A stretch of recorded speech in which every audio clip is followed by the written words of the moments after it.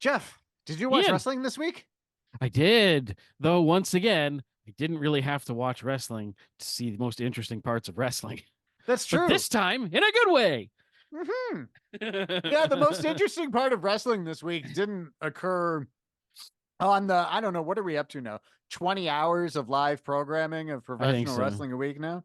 A day. Yeah. Yeah. Yeah, they were like, not enough time for what we want to do in that window. We're going to take up Thursday night and Yeah. go to the T-Mobile Center in Las Vegas for a press event. I have so many thoughts about what has gone on in the last little while in wrestling. Okay. First things first, I just want to Uh-huh. take a moment and talk about and I'm getting to something here. But I want to talk about like the state of the wrestling news that Okay, has happened just in 2024, sure. just in the last 30 days. Okay. Vince McMahon allegations. Vince McMahon resigns. Vince hmm McMahon federally investigated. Brock Lesnar scrubbed from WWE. Seth hmm Rollins breaks himself again. Jade hmm Cargill makes her WWE debut. hmm Naomi returns. hmm Jordan Grace appears in the Royal Rumble. She Bayley did. wins the Royal Rumble. Damage Control Also did. breaks up. Cody hmm Rhodes wins second straight Rumble. CM hmm Punk makes in return. The Rock named TKO's board. The Rock challenges Roman Reigns at WrestleMania. Cody Right. Rhodes trends worldwide for a week straight. hmm Mercedes Moné going to AEW has happened. Sorry, Kazukichi, Okada Okada. leaves NJPW. Rossi Ogawa leaves Stardom. Scott D'Amore fired from Impact, and that is just in the last month. Yeah, no kidding. What the hell? Well, when you figure like there's 7 major promotions and 3 of them have gotten the president of New Japan Pro Wrestling, president Mhm. of Stardom, now the TNA guy, Mhm. Vince McMahon is gone. God, there Yep. could be others that are gone, you know. So basically it's Tony Khan who's still around, Conan books AAA. Yeah, yeah, okay, yeah. That's about it. That's Yeah, about it. that's all that I can really think of off the top of my head. Yeah. Yeah. Everybody else is gone. Yep. And so it is a wild time, and it's getting wilder Hmm. because of one of those headlines, which took place this past Thursday in the WrestleMania Look. place that I've forgotten. No, But it was but in Las here's Vegas. It wasn't even in the WrestleMania place. They went to oh, Vegas because they're like, oh, all these people will be in town for the Super Bowl. Because, otherwise there's nobody in Vegas. there's nobody in Vegas, and also people don't show up a week early for the Super Bowl the way WWE thinks they do. So Yeah, there might yeah, not have been as many as they thought, but I was super super impressed by the fact they were able to like fill that stadium yeah, with free tickets to an hour long like nothing. It's not even an event. It's a yeah. pretend press conference, So kudos to them for that. I don't even know if it was a pretend press conference because there weren't any questions being asked. Like everybody, like it was just an introduction of wrestlers, right? Like, like welcome to a WrestleMania introduction of wrestlers, and then the wrestler would come out and just kind of cut a promo. So it was like a wrestling show without matches. And they had commentary. Like Yeah, press conferences don't have commentary. yeah. They had a booth set up with like Big E and CM Punk to comment on the Yeah. comments that were made. You know, let's get some more reactions about those comments and So some comments about the reactions we saw. things were said, and they are the words that were said that I heard, and now I am saying them again. I thought it was absolutely fantastic. Yeah. Like, but The Rock. I Mm. mean, I don't know if people know this about him. He's a pretty good entertainer. Very good at what he does, I think. Made Yes. made a living off it, but the heel Rock. Okay, so we got a little bit of heel Rock. He was like Mm. Hollywood Rock in the early Yeah. 2000s, if Yeah. you remember that. But he went back to being babyface pretty quickly. Yeah. Like the fans were still cheering him. What we saw at the press conference, Hmm. well, he got to it. It took a while for him to turn heel. Reminded me more of the 1996 Nation of Domination Yep. Rock, right? Like Yep. where he's the heel, but he's like really playing into it, and he's like I don't know, the way he Yeah. was making fun of the Cody crybabies and doing his, "You got to finish his story." Shit, like, oh my god, like Yeah. it was it was The Rock in a way that we haven't seen him in nearly 30 years, where Mhm. like truly committed to a wrestling persona. Yeah. Um, Playing a like, character yeah, playing a character. as Yeah. opposed to just being, hey, I'm The Rock, and that's his character. You know? Yeah, that eventually became his character. I'm The Rock. I'm going to be really entertaining, but like, Yeah. uh, just the Rudy Poo, Fruity way, Pebbles. Yes, go yeah, on. exactly. But the way that he did this, I thought was so incredible because at first he was out trying to sell that him and Roman Reigns is going to be this great main Yeah. event. And it seems like he's trying to be the baby face, but then some of these Cody fans Yeah. were like getting on his nerves, and then he just said like, "Oh, I gotta recognize the Cody crybabies here," and then I was a little Yeah. like, "Oh, okay, I he's all see. right." But then then Cody comes out, and Cody says to Roman Reigns, "If your grandfather was here, Rock, if your grandfather was here, they'd be Yeah. ashamed of you." Rock didn't like that. I, And when he seems to not have enjoyed it. Yeah. he turned to serious Rock, um, I thought that was really cool. And when he slapped Yeah. Cody, I was like, "This is classic. This Oh is yeah. Yeah. wrestling Yeah. stuff you're going to talk about forever." Which I think The Rock even said Yeah. before the This press is conference. this is Yeah, exactly what we needed when he said, people are going to talk about this forever. Okay, deliver yeah. that, and he did. Yeah. It was very like the way the two sides were drawn between The Rock and Roman Mhm. and Cody and Seth, right? You've got the two workhorses. Cody's on every show. Yeah. Cody's got the dream. He's won the Royal Rumble. Seth Rollins, he's the workhorse champion, not this champion that shows up every once and again. But then The Rock, Roman, they're these privileged guys. Yeah. They've got these fat contracts. The Rock's on the board. And all of a sudden, it's this power struggle between Yeah. these two sides. And I was just like, this is classic stuff. It is, and it's very Triple H too. Yep. Yep. Like this is very Triple H. Mm-hmm. It reminds me a lot of his sort of peak NXT booking styles. No, it was great, and I gotta say, like, credit to them for having the guts to do this for starters, Yeah. because you know there are Turning people Rock out heel there. is very gutsy. There are people out there that don't Mm-hmm. quite get how this whole pro wrestling thing works, right? So there's a lot of people that, like, if The Rock was to do something, there is a potential there that he could damage his brand or public Yep. image. Yep. So good on them for taking that risk and knowing that they can do it in a way that is accessible and works for everyone. Here's my question. Mm-hmm. So we talked a little bit last week about, wow, isn't it crazy that this match at WrestleMania was part of his deal to get on the board? Yeah. Do you think him getting on the board of TKO is a work to set up an aspect of this that'll play out down the line? Because he could be the new, evil authority. I'm on the board. I'll get my match. I'm gonna say no because he is qualified to be Oh on yeah, the no, no, board. no. Yeah, I'm not yeah. saying he doesn't deserve to be there. I'm just saying, wouldn't it be interesting? It would be interesting, but there's so many parts of this that all right.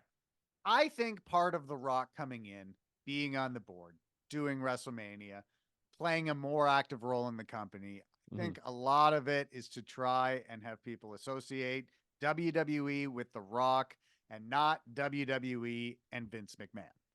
I think making Rock Yeah. the new face who everybody associate with is probably a Mhm. pretty good business move. Can't blame them for doing it. And there Yeah. was another thing that happened at the press conference that made me say, okay, yeah, this is definitely The Rock is moving into the Vince McMahon role. Not in terms of booking the show, Yeah. that's still Triple H, but you know what I mean. Yeah. Like, as in being The a figurehead big figurehead. position. Yeah. Yeah. And so The Rock, after talking, he had that cool graphic with the bloodline and all that history, which is all very cool. And he started to refer to the Anawaii Maivii tree Mm. as the royal family of wrestling. Yeah. Which is interesting because Cody Rhodes' theme song, before it starts, he has that line that says, "Wrestling has more than one royal family," which Yeah. obviously, when he came up with that song in 2016, it's saying, hey, the Rhodes family, but the royal family being referred to is the McMahon family. What The Rock has done is kind of say, no, the bloodline is the Yeah. royal family of professional wrestling. Uh, and I'm not saying they did that just so they didn't have to remove that line from Cody's song, but I think it speaks to this strategy of we're moving past Vince McMahon Mhm. by focusing on The Rock. But that's not a bad move to make. That's a great move to make. And also, like, Nick Khan and The Rock were childhood friends. Yeah, I had read that. Yeah, and it surprised me as much then as it does now. It's like, Yeah, wow, like that's that's weird. crazy, right?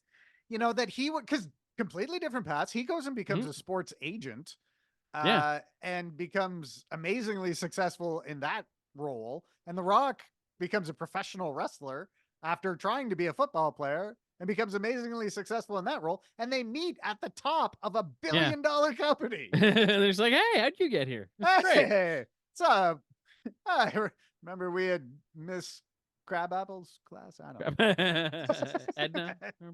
Edna Crabapple. Uh yeah, so I this was everything was really good about this, and now I'm very excited to see where this goes. Like, I'm wanting to tune in more, and that is saying something for someone who usually would tune in anyway. So No, but I am more excited about it, right? Like, yeah. there are times that I'm really excited to watch wrestling, and there are times where I'm like, I gotta keep up on what's happening. But like right now, I'm like, shit, Raw's on later. I won't watch all of it. No, there's just But no human could watch one full episode of no. Raw at Well, once. No. I've mastered the art of, like, if you've got the 10-second clicker, you don't need Yeah. to watch replays. You just saw that happen. If you want to watch it again, you can just click the rewind thing. You don't need to see entrances. You know what their entrance looks That's like. true. Yeah. You know, so there's a lot of things in wrestling you don't need to watch. This is true. Um so there's something that I really want to watch in wrestling. Okay. And that is women's wrestling. Because I Yes, love women's wrestling. Fantastic I'm a stuff. fan. We are in the heyday of women's wrestling. Really? Tony Khan, our friend over at AEW, Uh huh. has some of the greatest female wrestlers in the game on his Yeah. roster right now. Some legends, some up and coming, some like superstars, the Britt Bakers of the world. Hmm. But they always seem to fall to the back. They always seem to fall to the back. And there is huge-ish news, I guess, that AEW has, already signed Mercedes Moné, and she's going to Yeah. debut in Boston in a couple of weeks Yeah. at something I'm sure that will have dollar signs for S's in its name. Big Business is the name of the Mhm. event that it's called. Yeah, lots of bosses and money signs in there. But Mhm. this should be a game changer for AEW's women's division. Well, this is why I'm concerned, Okay. because I've heard this before. Yeah. It seems like Ruby Riot debuts. This is going to be the game changer. I think it elevates it's going to, then Soraya debuts. This is the game changer. This is the huge, and now we've got a third time with Mercedes Moné potentially. And I just can't help but wonder if it's going to be something that's exciting for a couple of weeks and then is immediately pushed to the background again, because there's a lot of stuff that goes on in the Dynamite Collision world, but there's still only so much time. Yeah. And, that division needs to be shored up a little bit, in my humble opinion. So the issue with AEW's women's division is I think they've fallen into a bit of a self-fulfilling prophecy, right? Like, Mm. some of the segments don't do great ratings, but maybe that's because you're not putting them in a good spot to get ratings, or that you Hmm. give such little screen time to the women's divisions that fans don't see them as important. Hmm. I think that factors into it too. I don't like with Mercedes Monet. Like you've got to make the division bigger for her. She's too big of a star for the amount of screen time that division is given now. Yeah. So when she comes in, that needs to change. I have seen that, you know, instead of one women's match on the show, there have been a few shows with two, but none of the segments have really been given that long of a time either. I also think AEW's women's division is kind of hurt because because Britt Baker's hurt. And she's been such a face of it. Jamie Hayter was really popular, and now she's on the shelf. Soraya, you mentioned like lots of great star power and stuff, but she doesn't wrestle that frequently, you know. So anyway, she's in a storyline with Ruby Soho on, but it's mainly on Rampage, right? And a lot of people don't watch Rampage. So if you put that storyline on Dynamite, it might not do good in the ratings because people haven't been following it because it's on your least watched show. So, like, Mercedes Moné will only succeed in AEW for as big as they will make that title mean, right? Like, if that title still feels small, Mercedes isn't going to feel like a big game-changing star. However, you know, Tony Storm's really popular right now. Losing Jade Cargill, I think, hurts because that was like a big deal. So, you know, but Monet coming in, I think a women's Continental Classic would be another way that they could say, all right, we're putting more emphasis on the women's division starting now. This time we mean it. Yeah. But I guess my main takeaway is she's too big of a star for it to continue to be a division you don't pay that much attention to. Yeah, that makes sense. Yeah. Makes sense. I don't fully trust him. That's all. Well, it's a really let's nice, see where we are really, in a few months, you know, right? like she is a nice thing, and maybe this is why he can't have nice things. You know, I don't know. We'll just have to figure it out. But I hope to be proven wrong. I tell you what though, if they fumble Mercedes Moné, and like, why would any women's free agent ever sign with AEW after that? Right? Like, well, money. You can still give them lots of money. Work, yeah. Love of their profession and craft. Okay, so there's some reasons. They're, you know, but they're low, they're down. But no, I think it would really hurt AEW if they fumble this and people are still saying the women's division doesn't get enough focus. I have no follow up to that. Oh, so, okay. because it's that right. While we're in AEW though, hey, they won that Okada sweepstakes. Yes. God, I could say all the same stuff about Okada. God, if they fumble Okada, he just becomes another player, you know? Because okay, take Jay White. And I think the Bullet Club Gold are awesome, right? And Jay White did main event to pay-per-view. Okay, maybe he's not that great. Well, whatever. Jay White doesn't feel like he's crazy important to AEW. Yeah. And he was huge in New Japan Pro Wrestling, you know. Yeah. If Okada comes in, like, he's got to be an immediate main eventer.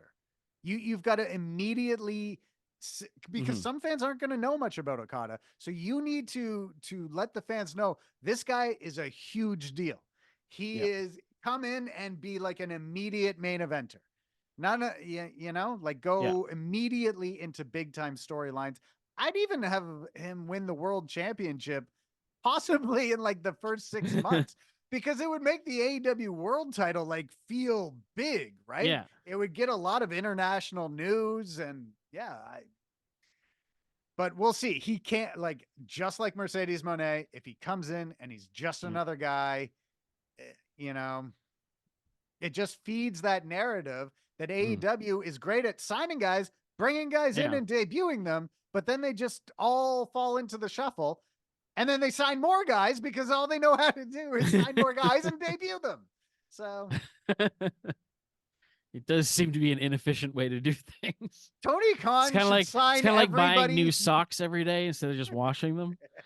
You know? Tony Khan should sign everybody to a 3-month contract. You come in, you debut, you do a pay-per-view, you leave. when I remember something about you, we'll bring you back. We'll debut you. I said, It'll you'd be never awesome. been here. It'll be I'll great. say the week before, I'll say I have a big announcement. And then everyone will be like, oh, they're going to announce this new wrestler. But no, I'll announce a show in that wrestler's hometown. And we'll make everyone believe that you'll be there. It'll be awesome. You got into like some real Clark Griswold territory there. I half expected to end up and be like, where's the Tylenol? Holy shit. Well, I mean, how many people have gone down that? Oh, they're awesome, and they're in AEW, and now they're gone. Well, yeah. How many? It's half the roster. No, it's definitely a much more guest based promotion, Yes, shall we say? But there's also a time and a place for that. You know what I mean? Like, I think it's cool to have, like, how cool was it to see, Grace in the Jordan Grace. yes. Yeah, I don't know absolutely. why I kept thinking Jordan. That's not a thing. Jordan. Well, it's because her name is Jordine. And I'm like, wait a second, you're combining names here. Yeah. Anyway, which I guess is fine, but her being in the Rumble was an awesome thing because you never see that kind of cross promotion, especially in WWE. AEW has been much more open to it, obviously. Yeah. They have acting, working relations and stuff. But I think it is super cool to kind of do a modern day territory thing where every now and again someone else's champion shows up. And it's like, let's throw down for a bit, No, I think totally that's good with amazing. that. Yeah. And they really just, I think if they can play up that strength more, maybe that'll help. But yeah, in terms of long-term storytelling, I don't know. I think he just has too many toys. That's literally what I think it is. So. I think he has too many toys. I think that's part of it. I think also, like, I mean, he had zero wrestling experience before he came in here. Like, he's kind of learning on the fly, right? Like, yeah. I mean, obviously he's hired people that know what to do, but you can't ignore the fact that the person calling all the shots has only actually been in wrestling for 5 years. I mean, he's obviously a huge historian, very knowledgeable, very passionate about it. Definitely knows who are the great wrestlers, puts together great matches. But the complaints are long term, like not having a plan for people long term. There's lots of good long term storytelling in AEW, but it's the bringing a lot of guys in and just not knowing what to do with them after a while. It's kind of it's sort of an NWO problem where it becomes, your main story becomes so encompassing there isn't room to really do proper side stories, so you kind of forget about them. And then next thing you know, everything's just revolving around one story, and all the people that were in that position are now cast us to the side. Yeah. That's no fun. But can I ask a personal favor of you? You sure can. I know that you have connections in wrestling. I do. You know a folk or two. Can you please find someone to stop 60-year-old men from wrestling? Please. Look, I would love it. For something like that to happen, I think athletic commissions need to get back on board. No, it's just someone. Someone needs to say something. So you see something, say something, because the Rock and Roll Express. I saw Ric Flair's last match, and I'd like to say something about it. Nothing like that should ever happen again. That guy almost died. We almost paid money to watch a guy die on pay-per-view. I don't even know if you can get a refund if that happens, right? No, you can't. No. Okay. Especially if it happens in the latter half of the show. But no, it's more like, so Ricky Morton from the Rock and Roll Express is gonna be in a match, and I'm like, oh no. And then I read that Mick Foley is thinking maybe he'll have one more death match for his 60th birthday, and I'm like, I know he's probably kidding, but then again, he is Mick, and sometimes he's serious when he's talking about stuff like that. And I'm just like, I don't want to see this from just a general concern for people's health. I definitely don't want to see the Mick Foley thing at all. I will go out of my way to not watch that. Like if Yeah. somebody shoved the match in my face, I would turn around and protest. Like I can't imagine there are any Mick Foley fans out there, or Mhm. many at least, who actually want to see this. I Mm-mm. there is such a large catalog of his matches that anyone can go see. We don't Yeah. need a new album. Okay. Your Because I greatest got to hits tell are you, just fine. I've seen you walk. It's not going to be very good. Like, I don't know why he would want. Well, I mean, I know why. Like, he just, Yeah. he wants the entertainment, wants to know he can do it or whatever. But no, absolutely not. We should not celebrate this because somebody can and will eventually get hurt. Mm. There's no way Ric Flair's last match should have happened. That dude has had health issues where he was in a Yeah. coma. He was in his 70s when that happened. Shouldn't have happened. Mick Foley had to retire because of concussions. Hmm. He has talked about cognitive difficulties as a result of the blows that he took during his career. Hmm. Um, we things were much more Wild West when he was doing his stuff. He took a lot of unprotected chair shots. Like I Hmm. I can't imagine wrestling fans would want to celebrate him getting back in the ring, and I really hope that he's talked out of it. Yeah.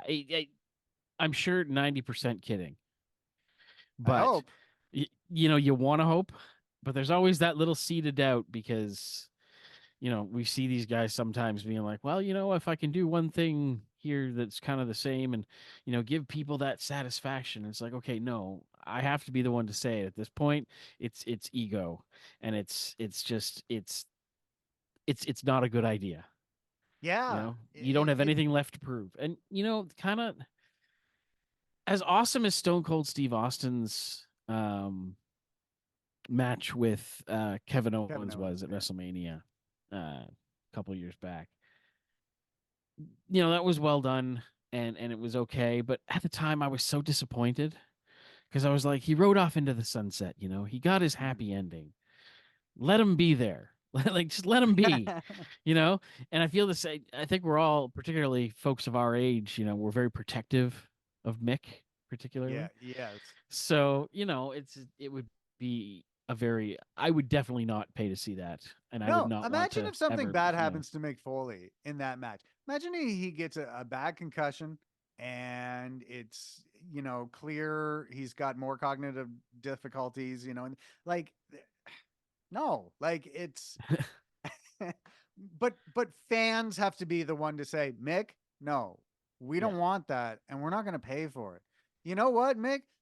Rent a venue. We'll get tapes of your matches. You could come in and narrate them, crack jokes. That's what fans of Mick Foley's want. Yeah. They don't want to see him going through tables and stuff like that. I didn't even want to see Sting jumped off a Yeah. freaking balcony there in his, what I guess is his second last match. And I mean, I guess he wants to do it and he hasn't gotten hurt by it, but that's still a 60 something year old man jumping Yeah. like, however many feet off the ground. Uh, Seems Yeah. unnecessary. I don't understand a lot. Even though this whole ramp up to like Sting's last match ever and all that, he retired once. Sting? Yeah, like Well, Sting was he had to retired. retire. Yeah. Oh, yeah, yeah, You know, and it's like we kind of said our goodbyes. yeah. And now he's back and he's retiring again, and you're like, okay, I didn't ask you to come back. Like, so Well, it's kind of like, someone at the dealership like thanking you for putting that extra 100,000 miles on the car. Like, it just makes no sense, you know? um, I mean, I think a lot of it is when they brought Sting back, it was mainly a merchandising thing. Like, Yes. hey, we'll bring you in. You'll appear in Darby Allin's corner. Maybe we'll do some cinematic matches. And the story is that Darby and Sting were training, and Mm. Darby was like, "You still got this. You can still go. Why don't you just wrestle a match?" Um, He because, does make a lot of level-headed decisions, doesn't he? because Darby Allin is the kind of guy you want making decisions regarding risk assessment, especially concerning your health. Like if Darby Allin is like, hey, I think that's an okay thing to do, you can rest assured that it is perfectly safe. Yeah. So, yeah, he's very anyways, trustworthy. I hope he makes it down the mountain. It's really nice to climb Mount Everest, but yeah. Yeah, that's gonna be weird. Do you think they're gonna like send cameras with him? Is this gonna be like an on AEW TV thing? I don't know. I'm kind of hoping Tony Khan just has a series of drones ready to pick him up the second like his oxygen levels drop to a certain degree. So if you've No, ever you can't climb Everest without like guides and things like that. So no, like flying drones. oh yeah, He's rich. They have these things. They have magical contraptions that fly we'll through send the up air. the defensive ends. I wonder if you could get a drone up to the top of Mount Everest. Imagine he gets up there and Matt Hardy has sent his drone that's sending a hologram of broken Matt Hardy. Somehow it starts a feud between the two. Like, but and it's literally just the drones the whole time. It leads to a match where the drones just hit each other BattleBot style. This is like, wow, wrestling went to AI really quickly. God. You know what? Here's the weirdest thing. I would pay to see that. I would be like, that's crazy. I would like to see that. All right, we have a pay-per-view idea. A hologram of Darby Allin and a hologram of Matt Hardy are going to fight on top of Mount Everest. Awesome. Let's do it. And then someone would raise their hand and be like, we can just green screen that in, right? We don't actually have to go there. I'm mildly concerned for Darby Allin with this because if you listen to interviews with him, the people who are training him for it are like, this is crazy. You have no climbing training. You have like, yeah, it takes a long time. Yeah, like I don't know. Like I remember skaters like Darby Allin, like in high school, and they do these, crazy jackass things, and you'd be like, that guy's gonna break his neck eventually. But then they never ended up breaking their necks. Yeah, that's true. So I don't know. Like that just they were might very be a rubbery folk. Yeah. Yeah, there seems to be some weird like what's the word? Co-occurrence is not the word, but I'm going to use it. There seems to be a correlation. There we go. Hey, that's the one. All right. There's I still want to use occurrence. There's a co-occurrence between skaters and just not getting hurt. Something about skateboarding, and yeah, it just means I don't know. I guess they're used to falling like incrementally. They've worked up to bigger and bigger falls. So. Well, yeah, but when you do that, you're going the opposite way they're going when they're going up Everest. So he'll be really good on the trip down. It's will he survive the trip up? I don't know. I'd like to see a study of like skater guys really influenced by Steve-O who have attempted to climb Mount Everest. I'd like to know the success rate. Where's that documentary, Netflix? I'd watch it. I'd watch that. I did recently. Jeff. Yeah. Are you ready for some hot takes? Oh, yeah. And cold truths. Brr, yeah. Should make a graphic for that. But, yeah, someone should do that. Someone should do that. Yeah. I don't know how to do that. It's a good idea that won't ever become reality. No, nor do I have the time to learn how. So please don't send me suggestions. Oh, it's easy. You just do this. I'm sure it is. I'm still not going to do it. I'm a big fan of not having things to do as often as possible. So I try not to commit myself to things. I just can't keep that many things in here at once after a certain time of day. Like I say to my wife every now and again, I'm like, look, I can keep 5 balls in the air. Okay. You add another one in there, something's got to go. And I'm going to be forgetting someone's boots or where we're going or, something. So just one thing at a time. You can hand me a list and then just put it in my pocket and then say, Ian, you're only Yeah. doing one thing. You're sticking to your list. Yeah. Okay. Yeah, yeah, no, for sure. And that's how you can get through life. And that's anxiety. The more you know. Yes, hot takes, cold truths, All right. lukewarm reactions. So, our first opportunity for a hot take or a cold truth. And this comes from the same episode of SmackDown where The Rock came out as a surprise, and it seemed as though The Rock was going to. So there was another cool segment on this show that Mhm. everybody forgets about because it happened on the same show where The Rock came out, and Mm. that's when Bayley turned babyface.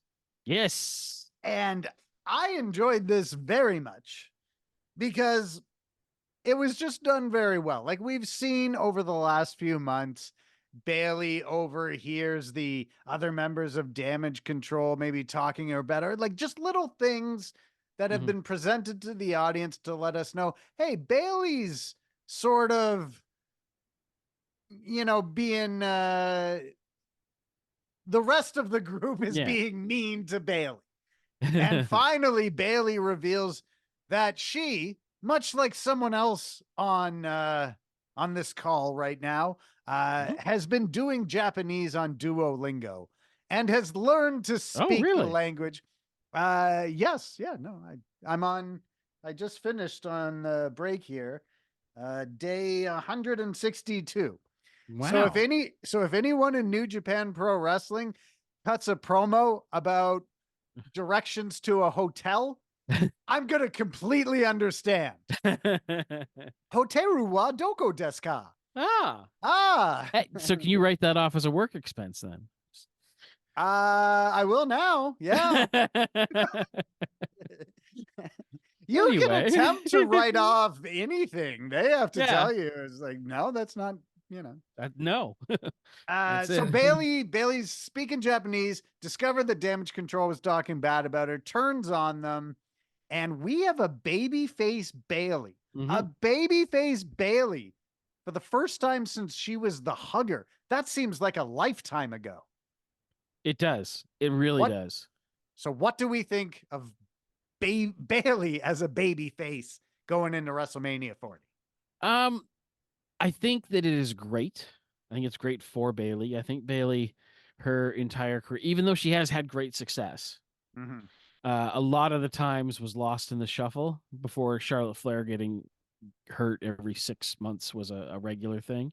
Mm-hmm. Um, and before, Becky was gone for a year and Sasha left, like she was kind of a little lost in the shuffle when it came to the four horsewomen. Yeah. And I really think that sort of phase one Bayley, the hugger Bayley, was great for that. And then Mm-hmm. sort of the phase two, the role model Bayley, was where she began to grow. And now in this third phase of Bayley, we're gonna get all that great wholesome stuff we loved about her before, but now with all this so much more experience Yeah. and character and just I think it's great. I think it's a great time to do it. Damage Control was, they were cool, but they were starting to get a little bit like, all right, well, who's left for Damage Control to Mm-hmm. take out at this point, or to really feud with? Like, no one's posing a real credible threat to this group of women, and I think this gives it a really good and the fact, it's always great when you sort of have a faction turn on the leader, you know Yeah. like Yeah. that Caesar moment, like the end of Mayans, just great stuff. But yeah, I think it's cool. I love this. I likes me some babyface Bayley. I Babyface would have Bayley. liked this more, I think, if they had managed to lure Sasha Banks back to the company, Yeah. and they could have had a really incredible build program to WrestleMania, but it didn't work out that way. Neither one of them's going anywhere, and we'll get that in a few years. I don't know, but Oh, anyway. I imagine that's what they wanted to do. Damage Control turns on Bayley. Out comes a returning Sasha Banks to rescue her. Oh God, that would have been fantastic. But Mm-hmm. Money Monet talks, and she's off to AEW. It's interesting you brought that up about this being a more experienced Bayley. Mhm. And when she first turned or when I kind of first realized she was going babyface, I started to think like it's been like she's been a heel for years, like a Yeah. very extended long run. And you look at how much she's grown as a performer in that time, right? Like Mhm. Bayley is your workhorse. You can send Bayley out into any match, any situation, any like, Yeah. and Bayley's gonna do a good job at it. Um, I think she definitely benefits from Vince McMahon being gone. I think Mhm. it's clear that Triple H has more faith in her than Vince did. Yep. Um, you know, so in terms of with damage control, I still think you can have a cool faction with Asuka, Kari, and Yeah. Io Sky, but it's not damage control. It's not Bailey's thing, right? Yeah. And Bailey always had talked about wanting to create a faction for the women because there hasn't been like your NWO Mhm. for women, and wouldn't that be a perfect thing for Bailey to lead? So part of me is kind of sad that it didn't work out really. Like Yeah. um like not that damage control wasn't successful, but it didn't have I don't think it had the longevity that she was aiming for, No. and that idea that this would be a faction that could carry down to new Mhm. generations of wrestlers. It didn't really achieve that, which is too bad. But I do think that damage control was victim to the power struggle that was going on in WWE when Triple H first took the reins. And that year at SummerSlam, Bayley comes back Mhm. and she's with Io Sky and Dakota Kai, and that's the start of Damage Control. It was one of the first things Triple H did. Mhm. And then when Vince McMahon comes back, the faction just like they were teasing breakups all the Yeah. time. And then Triple H comes back, and those teases of the breakup, well, we have to just ignore those because now we're not breaking the team up anymore. And so it felt so stop and start Mhm. booking and inconsistent booking because you had two bookers like switching places twice and each of them having different ideas of or a different level of faith in Mhm. the act. So it's start of a new chapter for Bayley and for the rest of Damage Control, and at least they won't have to worry about that power struggle interrupting their story's flow anymore. Mhm. Yeah. All right. That was I rude. have a hot take Oh, great. and the cold truth in the way of a somber apology. Oh my. Yes, I owe someone an apology, Oh my. and I would like to. It's mainly for things that I thought in my head and didn't speak aloud because Sure. you're the Yeah. only I owe person I would have lots of spoken them to, apologies anyways. for that. Yeah. But Damian Priest, Right. Damian Priest. Um, I have been holding this real like anger with Damian Priest since Seth Rollins got hurt. Oh, yeah. Where Seth Rollins was in the ring with a busted knee, and Damian Priest threatens to cash in every 10 minutes. But that night he's like, I don't feel like it. And I was mad about that for a real, real long time. I know you were. I know you were. I found out today Mhm. somebody asked that question of Damian Priest because they were discussing a potential, WrestleMania cash in or something like that. And he was like, yeah, I would have cashed in on Seth, but the rules state that since Seth is hurt and cannot defend the championship, a cash in is not legal. And I'm like, oh, the wrestling universe answered my question. I put it out there, they answered it and sent it back. I felt like it was directed solely to me. Well, okay. So I remember them explaining this at some point.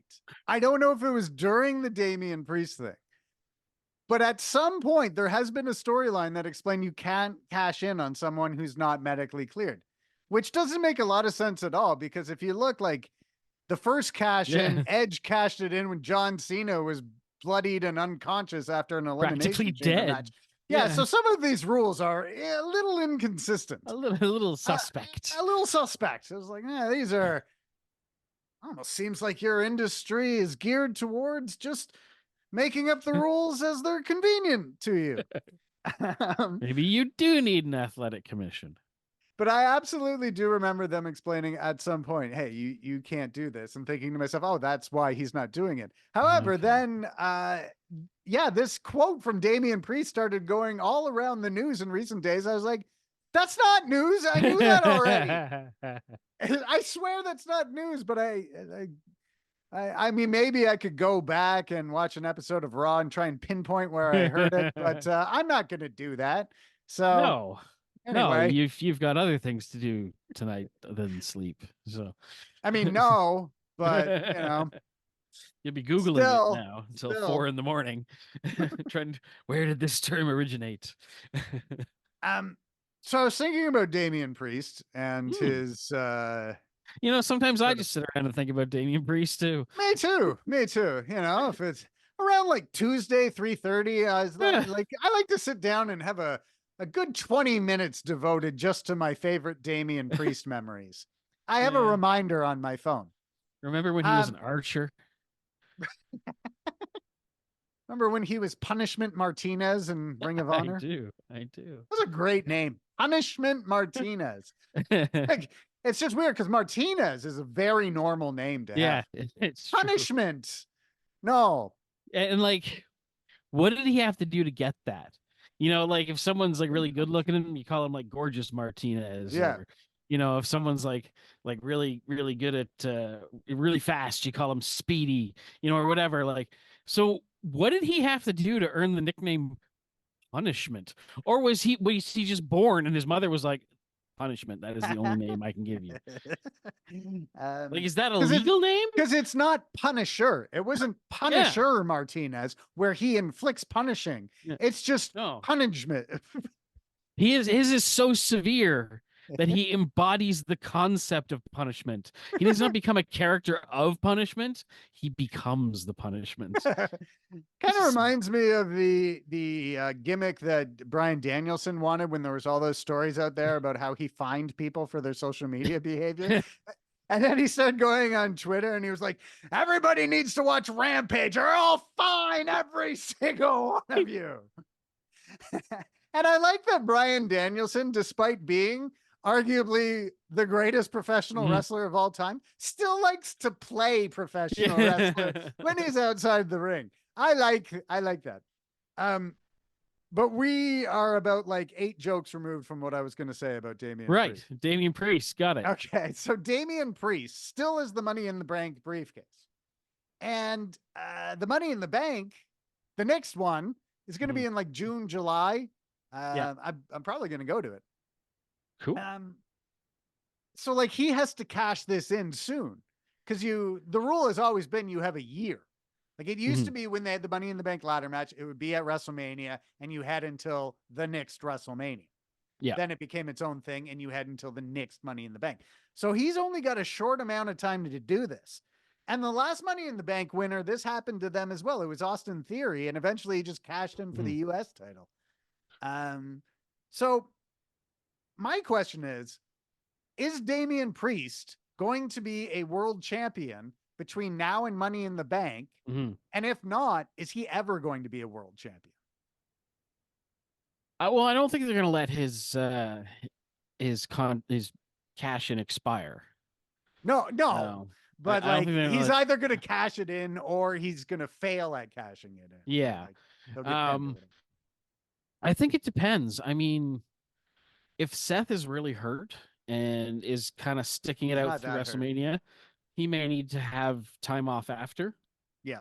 So you put him into a something where can hold the title, because I think he could be a world title holder. Oh yeah, You know, totally. I think he's ready for that. So I think you can work that in between WrestleMania and July. Mm-hmm. Or maybe you make it a thing where he leaves it up to the last second. Or here's Yep. here's my insane fantasy book for the evening.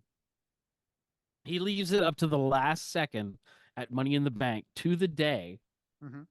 So like Money in the Bank starts and he still hasn't cashed in. But then someone wins the Money in the Bank ladder match. Mm-hmm. Later that night, they cash in on the current champion, and then Damian shows up to cash in on the cash in. We'd have to get a ruling from Jack Tunney on when the exact expiry date of the Money in the Bank briefcases. But as we Because if discussed it's like previously, the end of the event, yeah, as long as he cashes in before the end of the event. I think Judgment Day will eventually go full babyface. Hmm. And Damian Priest as a babyface.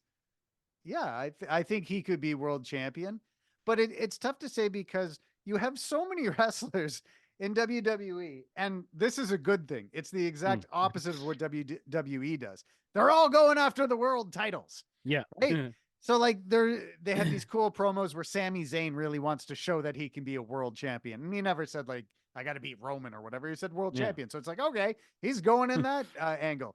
Drew McIntyre has been talking about wants to win a world championship at WrestleMania. So he's going after the world championship. So, you know, I mean, maybe one or two of them are going to do it and the others won't. So, yeah. There's also precedent for like matches where they put the contract on the line too. Yeah, that's true too. You know, so someone could have they could have like a 3-way with him, Drew, and Sammy at WrestleMania for the briefcase, and then one of those guys can go into the program next year. Whatever, you know, there's lots of time. WWE absolutely seems like they have a locked-in, solid, concrete plan for all of this. So I'm sure that they've thought everything through. Oh yeah, because their plans for the world championship didn't go up in smoke the second CM Punk tore his his tricep. Tricep, right? Yeah. Yeah. So whatever their plans were, they've changed in the last 2 weeks. So I don't know. Like, I'm assuming Seth Rollins is going to have to take some time off after WrestleMania. Yeah. So I guess somebody like, I'm assuming he's going to lose to whoever he wrestles. Still not really clear who that is. Could be Drew McIntyre.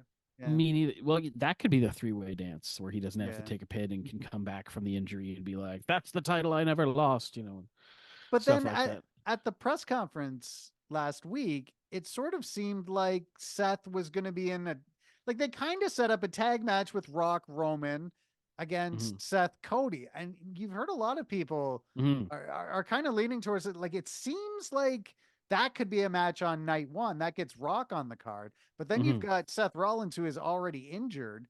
So does he wrestle that match and then defend the title the next night? Yeah. Hey, that would be a good time for Damian Priest to run in and cash in the briefcase during that tag match. There's a million different ways they can do it, and I'm really looking forward to seeing how they do it. And the tag match, though, when I first heard about the idea of the tag match, I was like, that could be interesting. But the more I thought about it, the less sense it made. Because it's like, but you got to put the Rock on the show in some way, don't you? Absolutely, yeah, for sure. And that's why I'm thinking that something akin to WrestleMania 30, where Daniel Bryan had to fight his way past Triple H to get added to the triple threat match at the end of the night to win the titles. I could see something like that maybe happening. Well, there's a lot of parallels between WrestleMania 40 and WrestleMania 30 in that, hey, it looked like WWE was going to do one match and then the fans rejected it. And because in a way, yeah, if The Rock is going to pass the torch from one wrestling dynasty to another, it kind of feels more like, a Rock to Cody connection could be made. Yeah. I mean, like in the metaphysical sense, right. but then also, if Cody finishes his story, which is win the title, by the way, from Roman, in case this was not clear. But it's like on night one, you could have them do Rock and Cody, and winner of that match goes on to night 2 for the title against Roman. Yeah. I think something like that is entirely likely. So yeah, you could do Cody Rock night 1, Roman Reigns. Yeah, that's possible. Because that takes Cody, who is elevated pretty high already, and actually puts him on another level. Oh yeah. Well, Cody's getting there. Like, Cody's getting there. His television ratings do great. His merchandise sells great. Cody's the guy. I didn't know if he was gonna ever really get to that John Cena Mhm. role, he's there. He has solidified that role. He was even doing his segments were even doing better ratings than CM Punk's before CM Punk got hurt. Well, at Mm. first it was Punk, but Rhodes Mm. got there. So he's incredibly popular. But anyway, I think we were still talking about what the world title plans are, but I guess it Something to all do with Damian Priest. Damian Priest. Anyway, I do think Damian Priest will eventually win the world title, and I do think he'll do it with a babyface Judgment Day. Although I don't know what that means for Dirty Dom Mysterio because he's got to stay heel. I've thought about this. Oh, really? Here is how Judgment Day becomes a baby face faction. Okay, awesome. You have them really lean into the goth, like black metal stuff, Mm-hmm. like spooky stuff, but they're playing it totally seriously, like Undertaker serious, Okay. but it's the campiest shit you've ever seen. It's like the Addams family, and you make them just get spookier and spookier and spookier until eventually everyone's like, I love these guys. I mean, they already like Rhea Ripley, fans are just cheering her, right? Yeah. Like she's very popular. And then I think Damian Priest, because Priest is sort of the guy that Mm-hmm. is warming up to R-Truth, it sort of feels like he might be going babyface first, or like he might be going babyface and like Finn and JD or whatever Yeah. are gonna, something like that. But I don't know. I think Judgment Day over the last year has been so awesome. And R-Truth being in the group has been just tremendous. What I would say probably the funniest thing I've seen in wrestling in a while was the Judgment Day turning on R-Truth, beating him down, Mhm. and then next week just R-Truth showing up like nothing happened. That's just my initiation, right? Yeah. Oh my God. That was just unbelievable. That was fantastic stuff. That like for wrestling comedy, that was Mhm. God, like Bret Hart Austin WrestleMania 13. It's It like a was classic a moment. triple turn. And also they also did this thing where like R-Truth comes back and Damien is basically like, you know what, just make yourself at home. Mhm. And then Truth starts digging through the shirts and has that little smile because he's a secret genius and this is what he planned all along. And I don't know. It's just fantastic stuff. I agree. All right. That was, that was my hot take on Damian Priest. All right. Oh, okay. So this opportunity for a hot take or a cold truth Mhm. kind of plays into what I was just talking about. How uh, like multiple WWE wrestlers, their storyline is I'm trying to win the world title. Mhm. And I wanted to actually see if we can run down every single person in Oh, WWE jeez. that is trying to finish their story in some way. Um, Well, there's the obvious. mhm. CM Punk. CM Punk. Well, CM Cody Punk Rhodes. is Cody Rhodes, but yes. CM Punk, Cody Rhodes, Drew Mhm. McIntyre. Mhm. Drew McIntyre's got an interesting take on it because he did finish that story. He won the Royal Rumble and he beat Mhm. Brock Lesnar at WrestleMania. It was during the God, he pandemic. did, didn't he? He did. Mhm. He did do that. No, And it's like Braun Strowman was the champion for a while. You remember that? yes, Braun I do. Strowman. Braun Yeah. Strowman was he? Did he Yeah. beat Goldberg for it? I think. It was WrestleMania or for something, I think. I don't know. God, Or he WWE. was it was I think it was at the WrestleMania that Reigns had to pull out or something like Yeah, that. the pandemic WrestleMania. Yeah, yeah. Roman couldn't do the pandemic WrestleMania, so they did Braun Strowman and Goldberg. Mm-hmm. Yeah, yeah. Damn. Anyways, that was a trip down memory lane. Oh, trip How many down people are awful, finishing the awful story? memory lane. Remember when there was friggin' nothing to do, or you weren't allowed to do anything, It and the wrestling had no fans? had fans. It had well, no fans in attendance for a It had while there. It was it just had a straight. Thunderdome. um, so the only reason I bring up this idea of like people trying to finish their story is that um this is the example of what WWE has that AEW um, doesn't have, but is working towards. And that's this structure. This Mhm. everybody's on the same path to the same goal. Some people are closer to it than others, but everybody's trying to win the world title, or the tag team champions are trying to win the tag titles. Whereas, we've said in AEW, like Jade Cargill's entire career or time there, she went Mhm. undefeated, never challenged for the world title. Then it's like, well, what is this structure? But in WWE, like, I like the idea that you have Sami Zayn, Drew McIntyre, Seth Rollins, CM Punk. These guys were all going for the same thing, and there was only 2 spots, Mhm. right? I I don't know. I've really enjoyed uh, WWE booking of late. Like I like Literal booking, story booking, if you will. story booking. Yes. But it's all very, and it's just the stuff that I've liked about Triple H's booking ever Mhm. since he got the reins in NXT.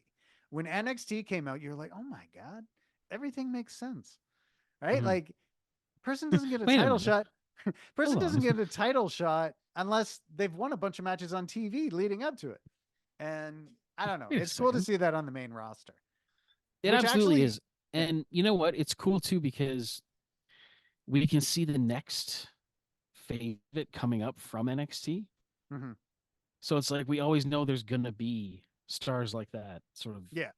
we're gonna see them coming. It's not gonna be like suddenly we're gonna look around and nobody cool is here anymore. You know, like we're gonna see this wave coming. I think that's cool too. You know what I like about NXT? Um, it's basically a Shawn Michaels tribute show. And I don't mean that in a bad way. Like Shawn Michaels, hey, I was a bigger Brett fan than a Shawn guy, but Shawn Michaels, Mhm. pretty good at professional wrestling. I think Did he some may cool have had things. an impact. Yes.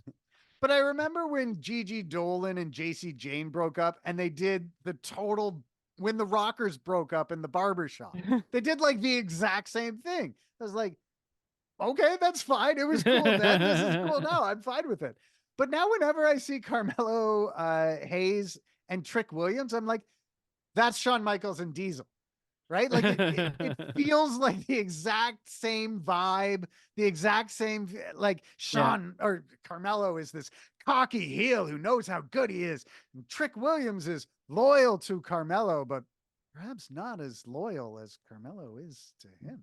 And like it's I don't know, but I thought it was really cool how Carmelo, like the whole thing that they've done with Carmelo Hayes and Trick Williams, I think it's been really cool. But Yeah. where were we on this thing of oh, okay, that actually takes us what we were just talking about into our well, it's the final one that we've got listed here for a hot take or a cold truth. And it's Mhm. AEW's ranking system. Ah, yes, the fabled ranking system. Yeah, so nobody likes the ranking system except for me. And I I will like the explain. ranking system when it's, kept up with and makes sense. Yeah, so that's kind of been the issue. So the reason why I think rankings in wrestling make sense is because if this was an actual sport, Mhm. you'd have rankings, right? Mhm. Um, it- but the case against it in wrestling has been, well, yes, but if you have rankings, then it puts a spotlight on some of the more nonsensical things that happen in terms of Yeah. matchmaking. But my counter to that is, then don't do nonsensical things. Like you can make it make sense, right? Like, Yeah. Just and a I know that little bit of extra work. like I see it because in New Japan Pro Wrestling, well, in Japan, it's all done like you would do it in a sport. Like there's a Mhm. big single elimination tournament every year. And then in the summer, there's a big round robin tournament every year. And that sort of determines like where everybody, if Mhm. you got 10 points in the G1, then you're sort of here in the rankings. Like, so even though they don't have top 5 rankings or whatever, like it's clear Yeah. who is where There's in the status. standings. Yeah. So of course you can do it. Yeah. It's just that if you have rankings, but then you book the same way that AEW did, where people go undefeated for years and never get a title shot, then it's really exposing that your booking doesn't make sense. So just don't do that. Don't like if somebody goes undefeated for 2 years, give them a world title shot. If you don't want them to be your world champion, Yeah. have them lose the match in a way where they still look strong. Maybe it's outside interference, or it's like, even if you just have somebody get caught in a clever pinning combination like Zack Sabre Jr. or Bryan Danielson does all the time, it's like they lost, but the audience is still like, well, I know they lost that match, but I think they're better than that guy, right? Like, you can still do it. Well, and here's the thing too.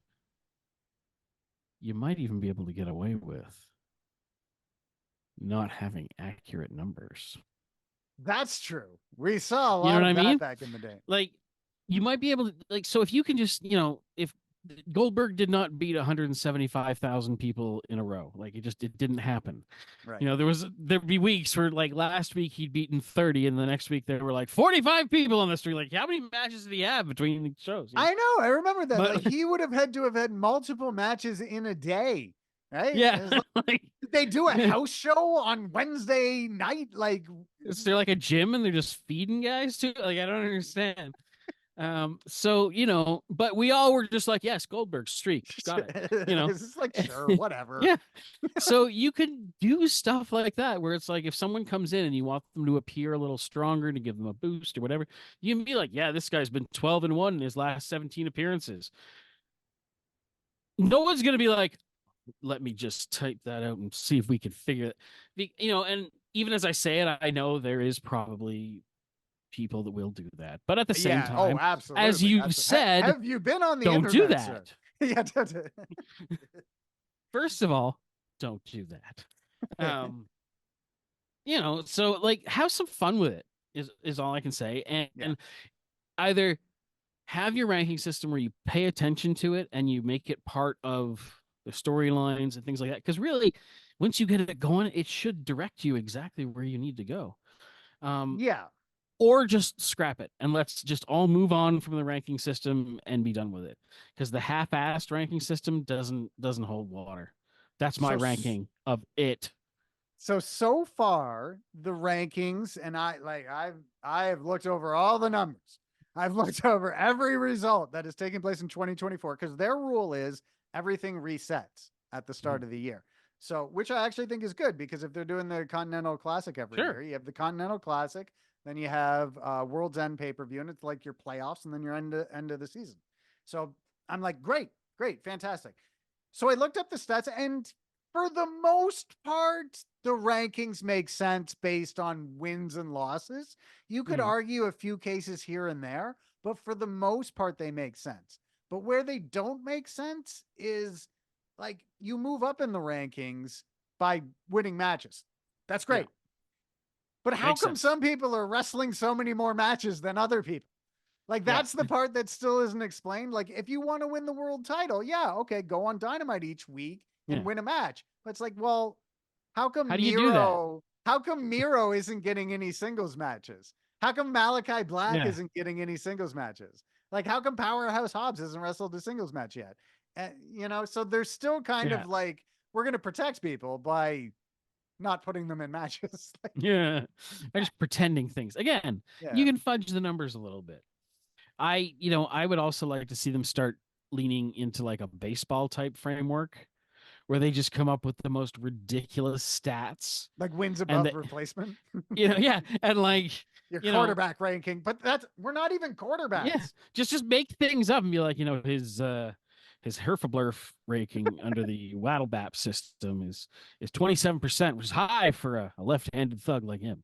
Like just make that stuff up. Why not? Why not? Like we heard this week, he did the dishes twice at his house, which moves him up a point in the kindness division. You know what? I don't want to see a kindness division in wrestling. I just don't think there'd be many good angles to come out of it.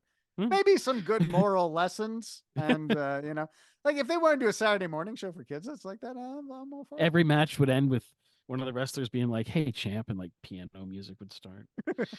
Like, I know we've had our differences, but I want you to know that I forgive you for stealing my car that one time. So I think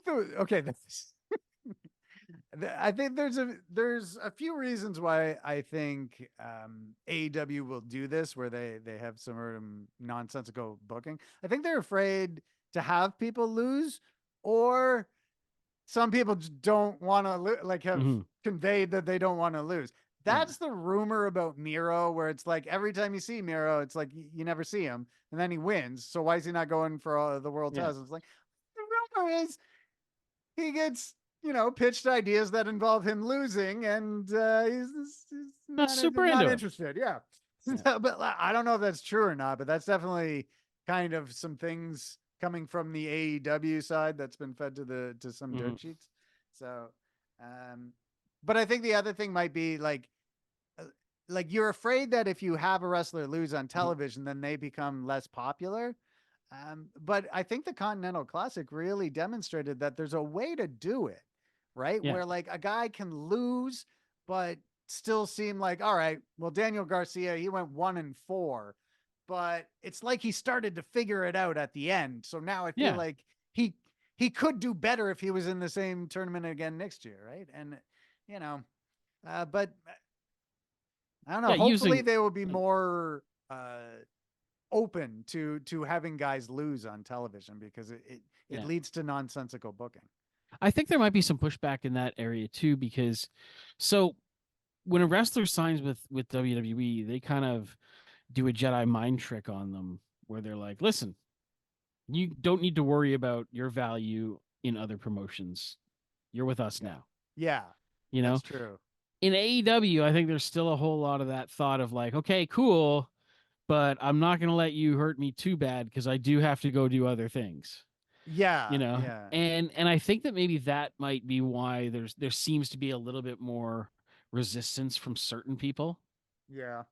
Especially, if you're Miro and you're like, these guys are not using me, they're not letting me do anything. No, I'm not going to let them put me on TV and make me lose a bunch so that I look completely crappy by the time I got to go negotiate somewhere else.